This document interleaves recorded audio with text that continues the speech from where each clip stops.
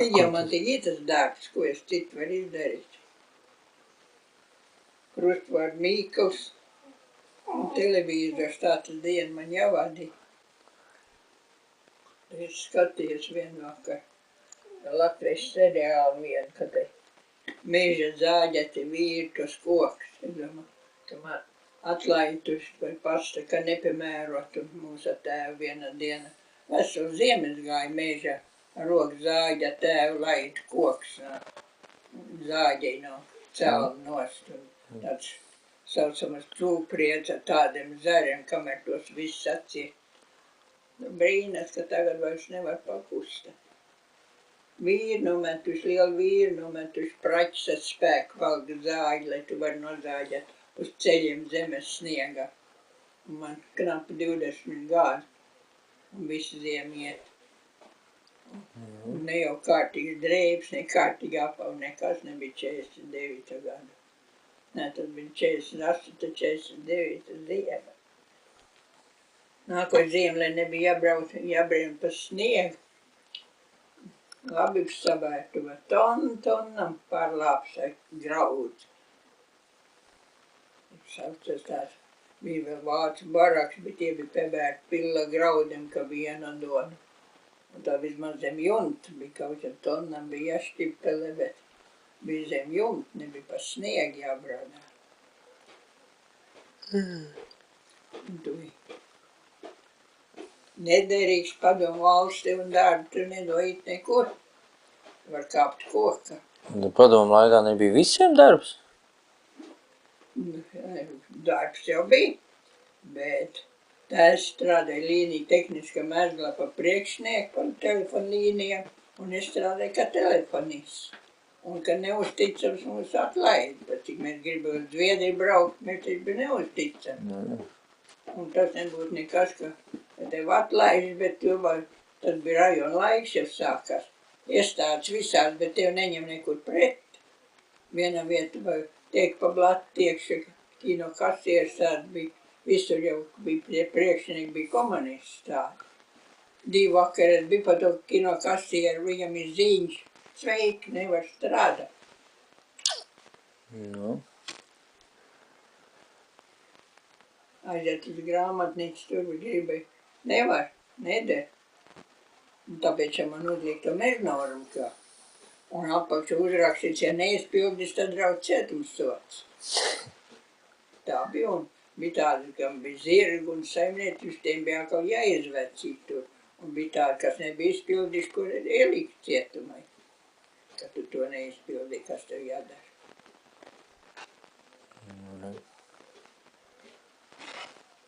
Un tad bija, ka tik ilgs laiks tad pagāja, tad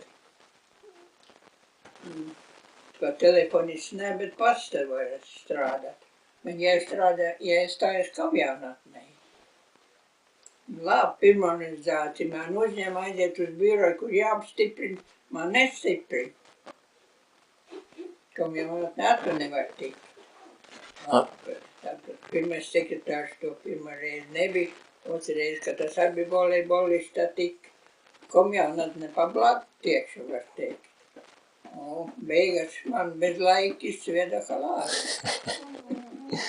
Man Rīga nozāga visus dokumentus, no Somijas bija kabats portfels, visus dokumentus, un tur bija komjauniešu apliecība iekšā. Un atkal īsti, ka strīds pa komunismu, ka nu ir kāds nozāds pa komjauniešu apliecību, uz manu vārdu diversants kādu dzīvo. Manu komjautnes ārāka. Atkal darbu nevar dabūt.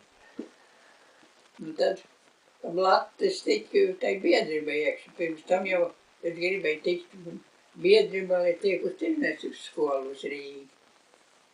Neņem pret. Labi, ka tad bija caur tādiem paziņām tikt klāt, ka man tad tiks tai biedrībā. Tai biedrība tur bez savu mūžu, tad es tur nepavadīju.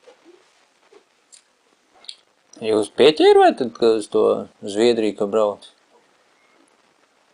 Mums jau vētra ir labi, ka mēs nenoslītu. Izbrauc, bija lēns, smūgs tāds laiks un sākas tāda vētra, ka baigi. Un ne tā no Ventspils, man tad Nu, to es nezinu, droši vien, ka Grieķu krasta, kā tad tur bija, nenormāli tie viļņi bija. Jo tāds sajūta bija, ka uzceļ līdz mākoņiem un tad iet, lai iet līdz jūras dibeniem. Un tad netālu no Ventspils tad lūžiņi, tad tur vācieši ar prožektoriem un ložmetējiem mums sagaida. Ļauj, lai labi, ka bija tas Latvijas karogs līdzi, vai to Latvijas karogā ārā. Pirms tam bija no Sams salu, no Roņas salu, kur tad bija Krievs desants cēlies pāri. Un lai par to tums vācieši nedomā, ka nāk Krievi un nelaid mums vēl ložmetējiem virsū. Tad izdod to karogu, vācieši mums paņēma, tad 2 dienu mēs šķūni, tad viss ar zem gāja uz riņķi 2 dienu pēc tā trako šūpošana. Tad tiek, mēs tā tika, tā goda, cik necik, ka mēs gribam visu uz Vāciju braukt. Bet mēs būtu uz Ventspili braukuši ar laivu, un tad mēs būtu braukuši uz Vāciju, tā mēs stāstījām. Bet, viss ir slap. Maza māsa bija 1,5 gada, vēl viens bija tāds, kam gads bija tāds. Tādam apbrauc, es domāju, man bija 15 gadu, māsa 13, un mēs tādi nekad, bet ko darīt, kam bija tie mazie bērni uz roku. Un šūpojas, un pašam droši vien bija slikts tūši, un lemšana, un laju pils, un brezents pāri, lai cik necik ēni ir. Tad, kas ar kuram bija, tad tie vīri gāja pie komandantu. Citam, kam nu bija kāds speģi gabals, un kādam kāds cerni zelta naudu gabals, lai nu mūs atlaiž mājās, ka pārģērbsies savas drēbes, un tad mēs brauc pa jaunu uz to Vāciju. Tas komandants, paldies Dievam, tad Dievu to atļauju, ka tad mēs kaut kā tik māju, un tad mēs tik vilceni negāja. Mēs gandrīz pie Ventspils, tur jūrmalā. Un tā lava atkal tāds sastāvs, kas brauc pēc baļķiem, pēc malku, ko tad malkas vagoni. Tā mēs tik no tam lūžņam, mēs tik līdz Mazierbi, Mazierbi te gāja, tā mēs Mazierbi stacijā, kad 2 dienas un nakts gulēja tur uz grīdu, viss tas bars. Tad laimīgā kārtā, ka viens tāds pats vilcens, kas nāca gāja uz Dundak, tā mēs tik līdz Dundak.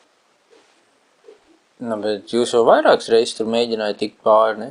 Ne jau vienreiz. Tā pirmo reizi kaut kas nebija, viņi tur strīdies par kompasu, kas tur nebija, ko mēs meiteņi zina, bet strīdies tas. Un nebija tas kompass, jau riktīgs nebija, bet par to kompasu bija kaut kāda runa. Un tad kāp ārā, mēs bija laiva iekšā, jo kāp ārā un gāja apakaļ uz mājām, jo tur jau vestā mājas tur bija, mēs tur dzīvoja. Nu nekas, pēc kādu laiku mēs brauc sakāp apar laiva un piebrauc viens pāris ar zirgu, rats pilla manta un piekrauc laiva kaudzes, tad gabaliņu ūdeni laivu. Nu sākās kašķis, kur nu brauks. Tāda laidusies jūra, ja krastei tādu laivu. Jā. Tad atkal kā pāra un nekāda braukšana neiznāca. Vēlāk tie, kas mēs ar māsu sēdēja paša priekšgala, tur meiteni tā.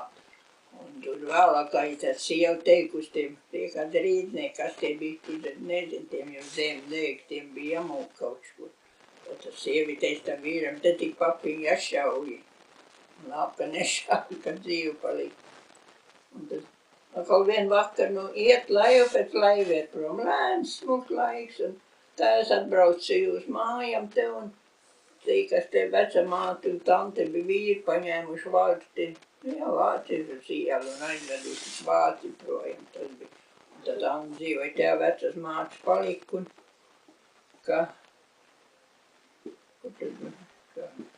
tēvs atbrauc un sēd pie galvas rokats pēdas un nebrauc apakaļ pie mums. Un viss laivs iet prom, bet tēvs nav, mēs taču nevaram braukt, paliek.